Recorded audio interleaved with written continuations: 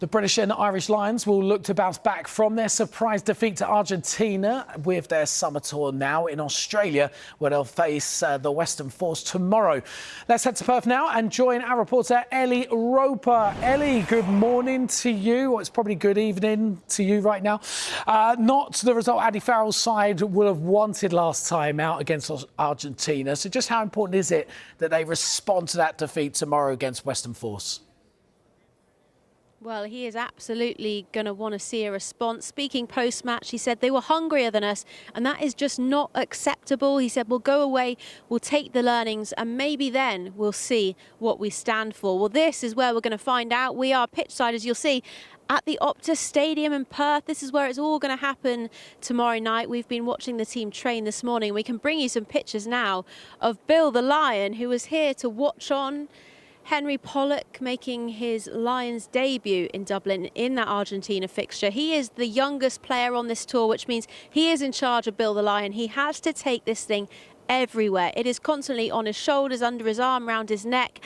So we watched him. He went over to the stands, placed Bill there to watch on, and then ran onto the pitch to train. And I tell you what, this line is looking pretty worn out already. It is going to be a long 6 weeks for Bill the Lion, with his teammates constantly stealing him and trying to hide him, and Henry getting punished every time that he goes missing. But we watched the team run this morning.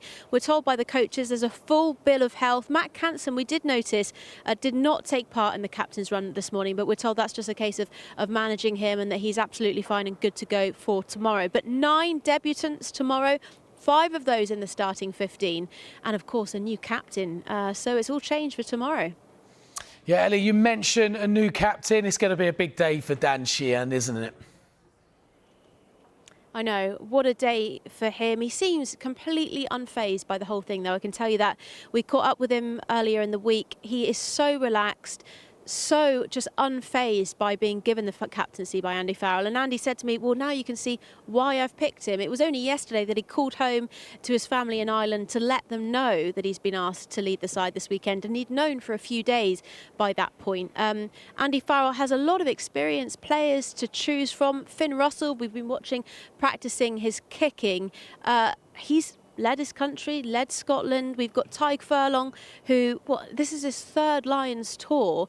You know, that's kind of the calibre of player, of leaders that Farrell has to go to. But he's gone for Dan Sheehan, a man with 32 Ireland caps. He has led Ireland once. That was in the Six Nations earlier this year against Wales. But he's the man that he's chosen for the job. And we asked his teammate Tyg Furlong why he thinks that Dan's a good fit. Here he is. I'll be captained by him at club level as well, and sure, he's I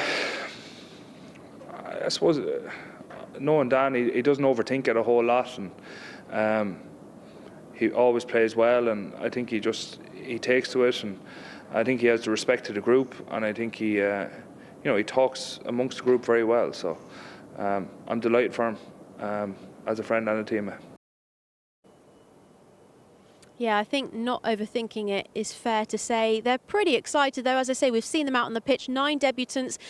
We were catching up with some of the coaches this morning, and they're saying, hey, well, you know, nerves isn't something that we're thinking about. It is pure excitement to get out here and play their very first game here on Australian soil. It is against the Western Force, and of course it will be live on Sky Sports.